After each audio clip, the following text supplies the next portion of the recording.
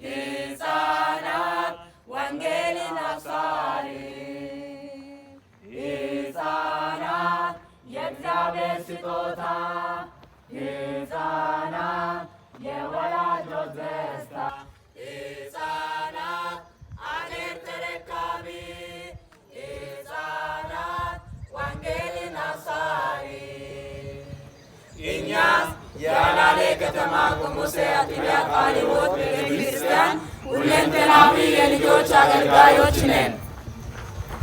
አድማጭ ተመልካቾቻችን የዛሬ ቆይታ አላሌ ከተማ ቆሞሴ ቃለ ሕይወት ቤተክርስቲያን ከልጆች ሁለንተናዊ አገልጋዮች ጋር ቆይታ እናደርጋለን። መጀመሪያ እንኳን ደህና መጣችሁ። እንኳን ደህና ቆያችሁ። እሺ፣ በመጀመሪያ ጥያቄ የልጆች አገልግሎት ማለት ምን ማለት ነው? በመጀመሪያ ከስሜ እጀምራለሁ። ስሜ ወንጌላዊ ንጉስ ምኖታ ይባላለሁ። የዚህ ቤተክርስቲያን አገልጋይ ነኝ። በመቀጠል የልጆች አገልግሎት በተመለከተ የልጆች አገልግሎት ቀጥሎ ላለው ስራ ልጆችን ማብቃት ነው። ቀጥሎ ላለው ለትልቅ ስራ ለትልቅ አገልግሎት ልጆችን ማብቃት ነው።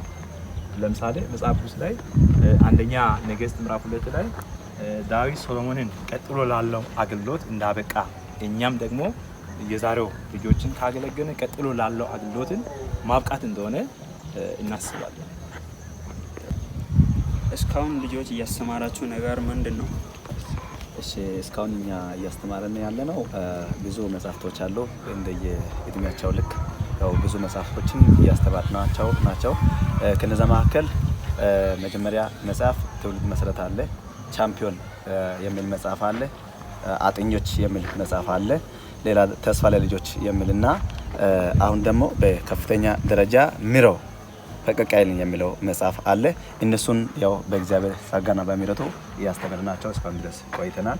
ለቀጣይ ደግሞ ከነሱ የበለጠ ደግሞ አእምሯቸውን የሚያድስ ከእግዚአብሔር ቃል ጋር ህፃናት እንዲቆዩ ለማድረግ ለመግዛትም ተስፋ እያደረግናቸውና መጽሐፍቶችን በገበያ እየፈለግናቸው ነው።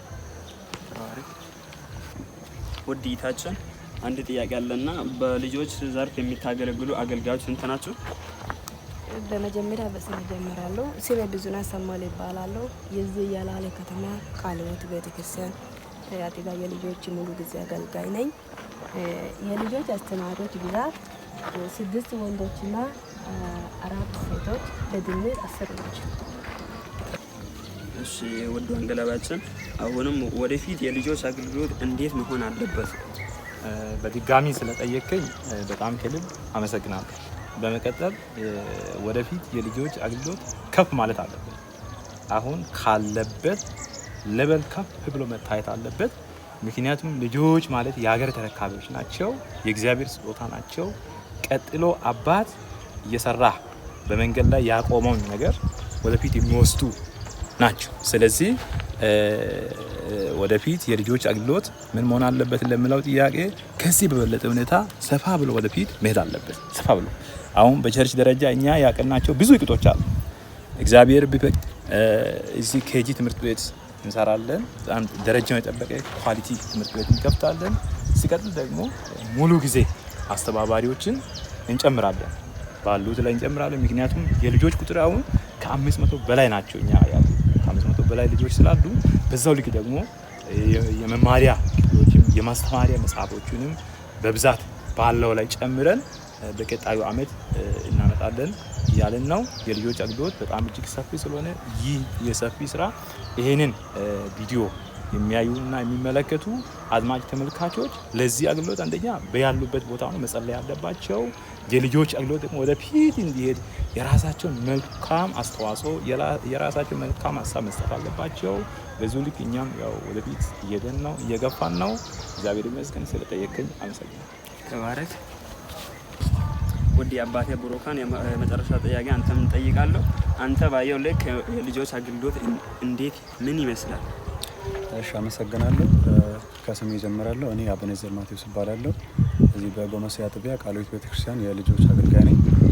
እኔ ባየሁት ልክ የልጆች አገልግሎት መጽሐፍ ቅዱስ ሲናገር ኢየሱስ ክርስቶስ በዚህ በምድር ላይ በአጸደ ሥጋ ወይም በስጋው በሚመላለስበት ጊዜ ወንጌልን የሰበከላቸው ለአዋቂዎች ወይም ለትላልቅ ሰዎች ብቻ አይደለም፣ ለህፃናትም እንደሰበክ መጽሐፍ ይናገራል።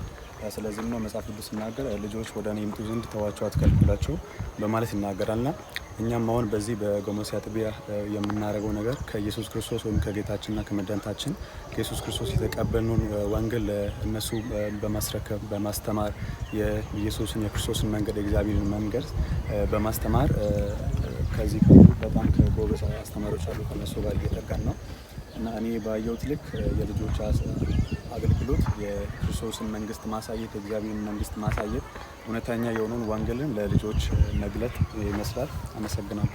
ተባረኩላችሁን። አስተያየት ልጅ በሚሄድበት መንገድ ምራው፣ በሸመገለ ጊዜ ከእርሱ ፈቀቅ አይልም።